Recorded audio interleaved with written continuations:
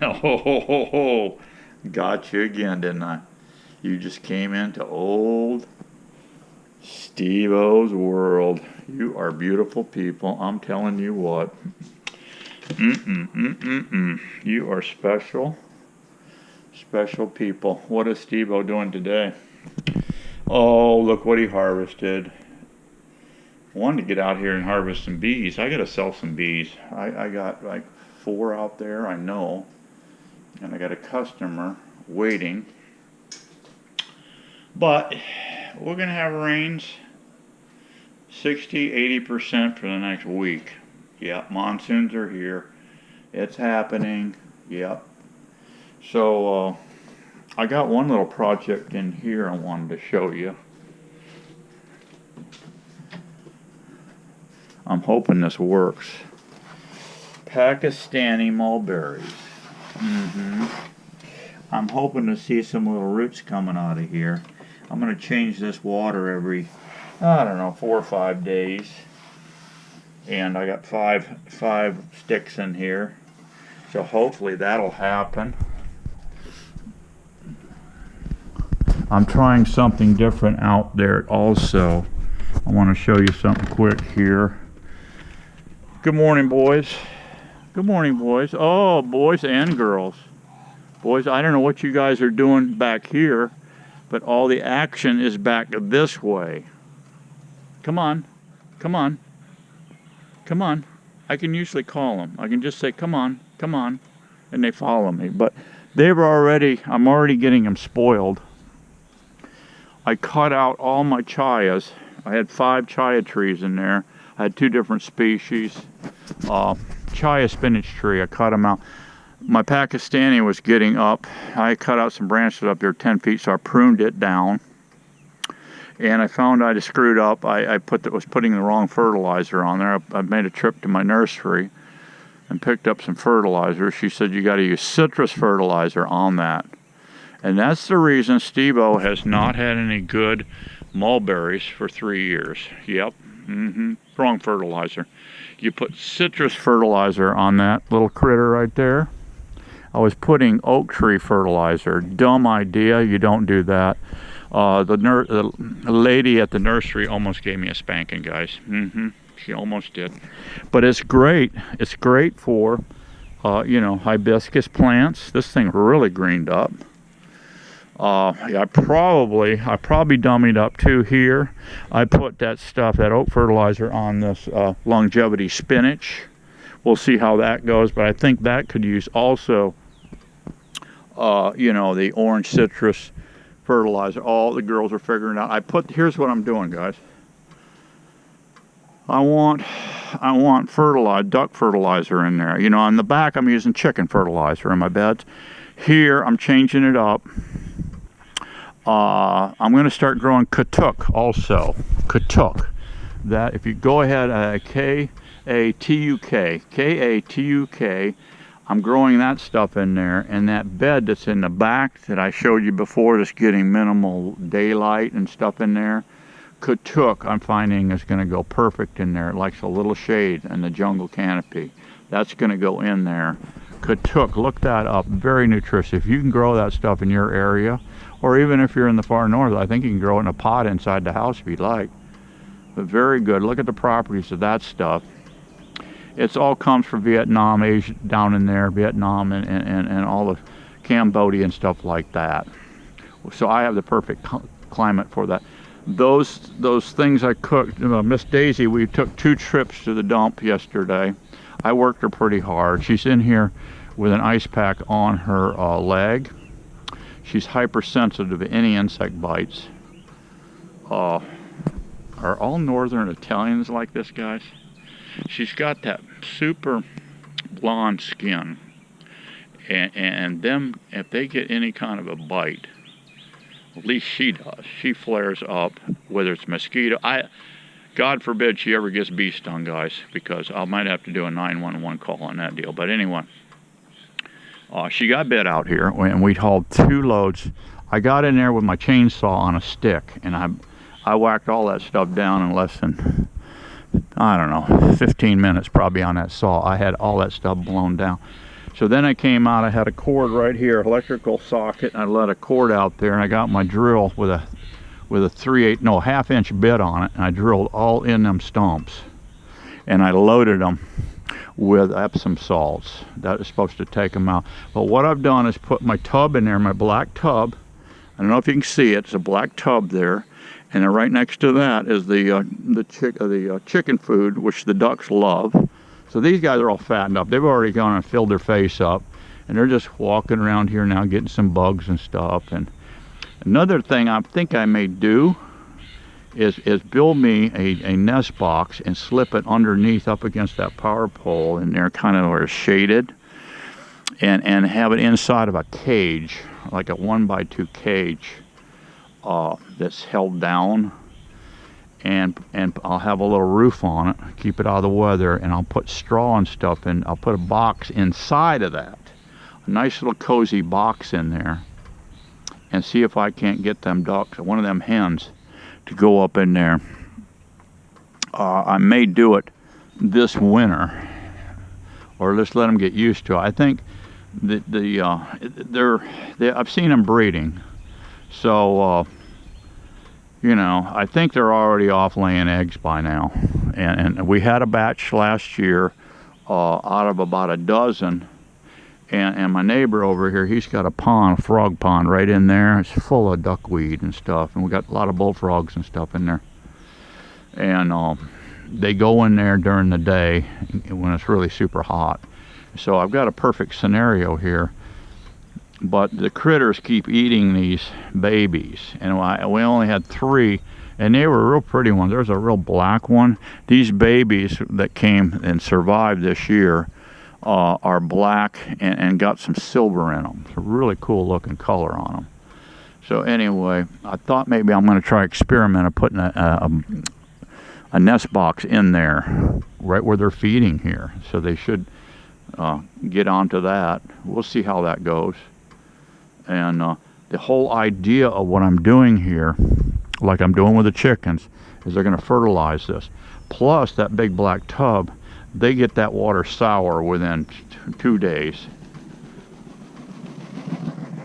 Within 2 days. And where's he going in such a hurry? So I dump that water. Well, where am I dumping? I'm dumping it in this circle. And I've got my, and my Katuk love damp ground. That's why it's so good. They love humidity and damp ground. So that tub is going to get dumped in there. So we're going to start harvesting more Katuk. And I'm going to fill up that entire bed in the back with Katuk. That's going to be a year-round thing. And that far bed back there. It's going to work perfect. So I won't be able to put a chicken tractor in there. But after I harvest my, my squash and all, I got 2 lanes I can run that tractor through. And we get good veggies out of that. I am also going to clip back with my chainsaw on a stick some of this oak canopy a little bit, not a lot, because I want that Katuk in a kind of a dapple light scenario. So anyway, I harvested one, and so this is what I do. And these things can get a little bit dangerous, guys. I mean, these are very hard, right? These are hard. So, we got the old Steve-O cleaver here, and the handle busted off of this years ago. I took a little Gorilla Tape and wrapped around. Then I took my Catfish number 30 tarred nylon, and I did a wrap on that. Man, is that thing comfortable now. Because you can't hold on to these things with that bare iron coming through. It'll hurt your hand. And also trying to cut these is dangerous with a butcher knife. So here's my solution. Here's my 2 tools here. So what I do is take the tip off of this thing. Oh, look at that pretty yellow in there. Can you see it? Put down at least 2 mats. You need either a big wooden deal. I've got these 2 vegetable cutting mats. Do not, I repeat, do not cut Mrs. Daisy's countertop, because you'll be skinned alive. So put this up here, center it, and take your rubber hammer right? Come down through here, like so.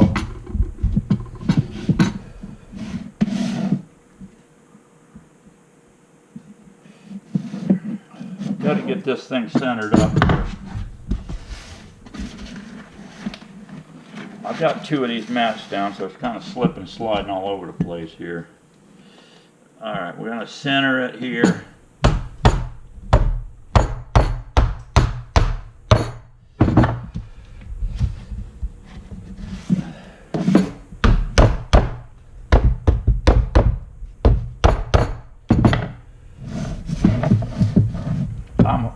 I'm quite sure this is ripened well enough. Yeah, I would say it is plenty good. It's ready. Now you got your seeds here. I'm not going to save these seeds. What I will do, because I'll have them all winter, see, and I don't know how good they're going to be. So you just dip it out with a spoon. This stuff is pretty easy. The only tough part about these butternuts is getting into them safely. Okay, safely getting into these.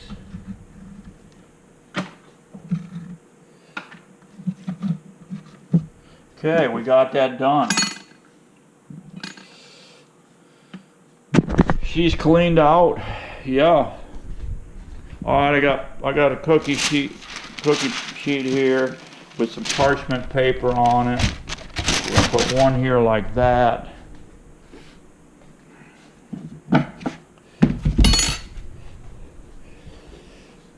Put the other one over here like this. That's it. I got my oven preheated at 350. And you're in my world, see? You're in my world right here. And we're gonna do it this end. She is a hot one, guys. She's ready to go.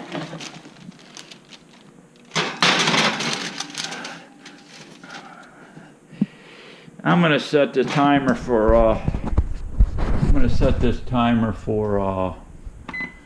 oh, I don't know, 30 minutes. Now I'm gonna go. I don't want cook time. I want timer. I'm gonna do 40. I'm gonna do 40 and see how that goes. But that's it. Then you're gonna take a fork and come around and just poke it with a fork. When she's soft, she's done. Pull it out, and then we'll get on to the next deal. Okay? See you in a few. Okay, guys, it's been about I don't know, good 50 minutes. I had them in there. See, your fork just goes in real easy, like.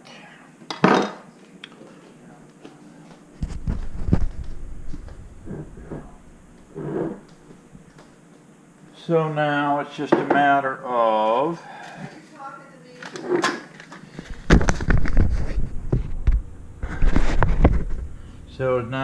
a matter of digging it out with a spoon.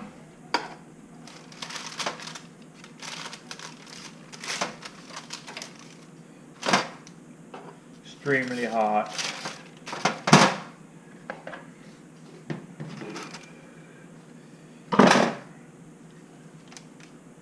I just drop it in a bowl.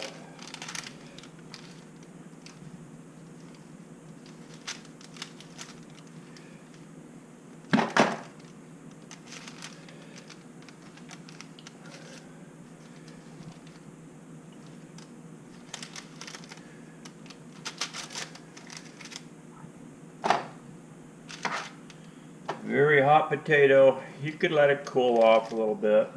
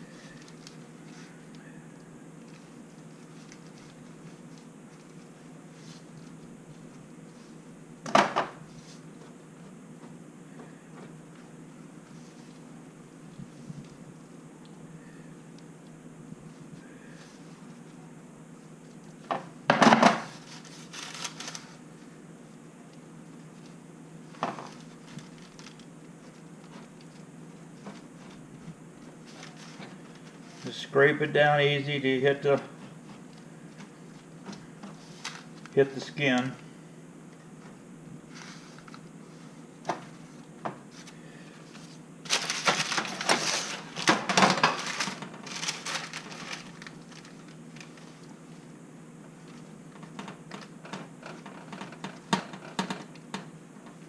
I don't eat a lot of this stuff because I'm probably 90% carnivore. But occasional treat of this stuff is nice, and they're keto friendly. Miss Daisy was telling me that they're a little high on the sugar side, but I haven't researched it that close. All I know is this is a keto friendly vegetable. You're just going to feel so much better, guys, on keto or carnivore diet. The reason our doctors aren't promoting it and Big Pharma's not promoting it is for the simple fact they like to sell a lot of drugs. And that's just the honest truth on it. Okay? But we're smarter now, guys. We're all smarter these days. We're not buying into the stupidity.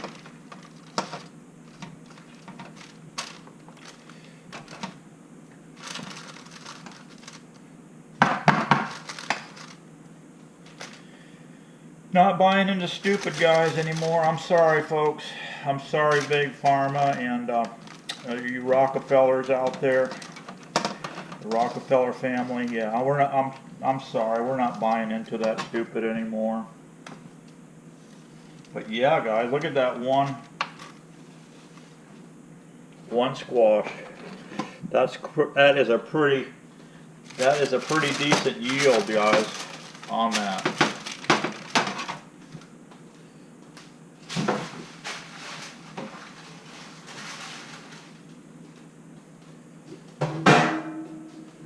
Now what you can do is put that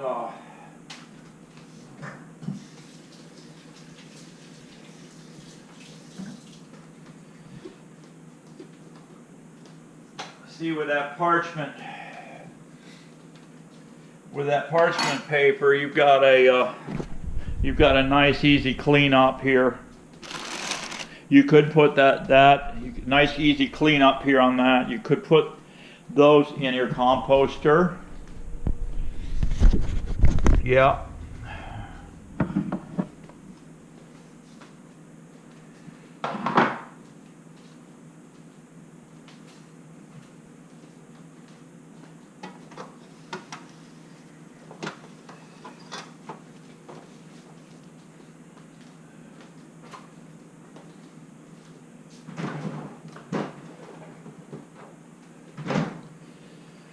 So now we'll kick it up a notch here. Going to kick things up a notch here. I got some half and half. You could use whipping cream, heavy whipping cream if you like. Pink Himalayan, put some pink Himalayan in there. You may have to come back, put more pink Himalayan. Salt to taste. Don't listen to these phony doctors telling you want to be on a low sodium diet. I'm not a doctor. You don't need to be a doctor to know this stuff, guys. No rocket scientists in Steve-O's world. No, there isn't. Good bit of butter goes in here.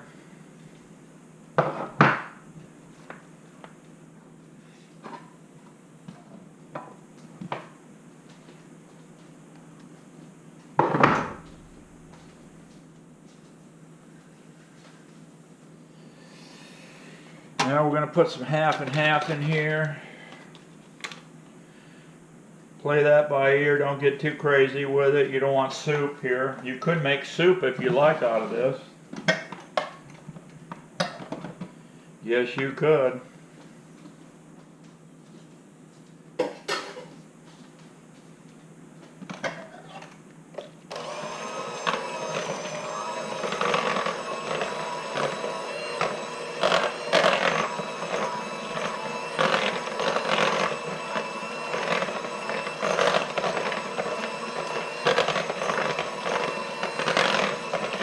By doing this, it can be a little fibrous,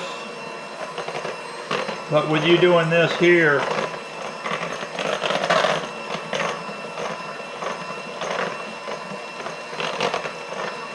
you're breaking up that fiber action.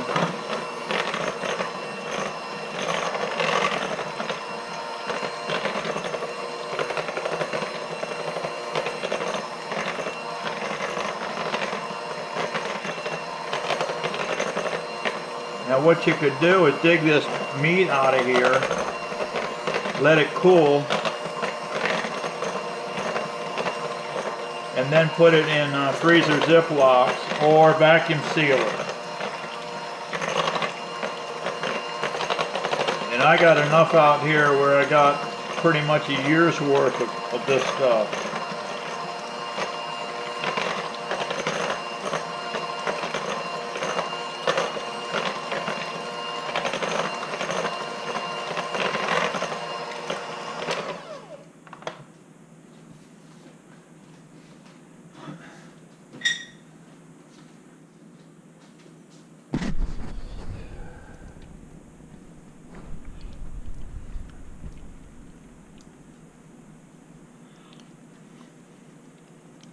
Oh yeah.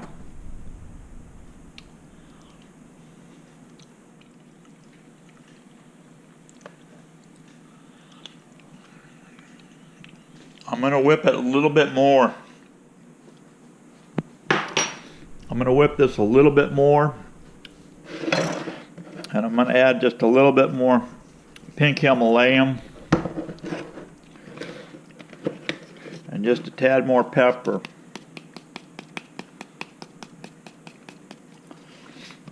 That's it, guys. Yeah, I would, you know, I don't know. I haven't experimented with putting the half and half and seasoning and all that in butter and then freezing. I'm sure you could, but I'm thinking you'd be better off by digging out the meat out of the butternut after it cools. Put it in Ziplocs or vacuum seal it, and then stack it in your freezer, and you've got a veggie all year long. So that's it for now. Thanks for coming into the old Steve-O world, and this is some good stuff, guys. Really good stuff. You can add olive oil, real extra virgin olive oil in this also. You could throw a little coconut oil in there too. Kick it up a notch. Excellent fats. That's what we want. Fats. Good healthy fats. Your butter. You can even put bacon grease in there. Melt you some bacon grease. If it's hot, mix it in, blend it in while it's hot. Bacon grease, excellent. Don't be afraid of bacon grease. Don't be afraid of fats. That's another lie my doctor told me. They're a little tricky. They're a little tricky. They want us to keep all of us human beings in a high state of inflammation. So you come through that revolving door. No, we're over that now. Not in Steve-O's world. No, no, no. And not in your world, because you are too smart. You're smart people. God bless you guys. Be happy. Be strong, because we're going to keep getting her on. See ya.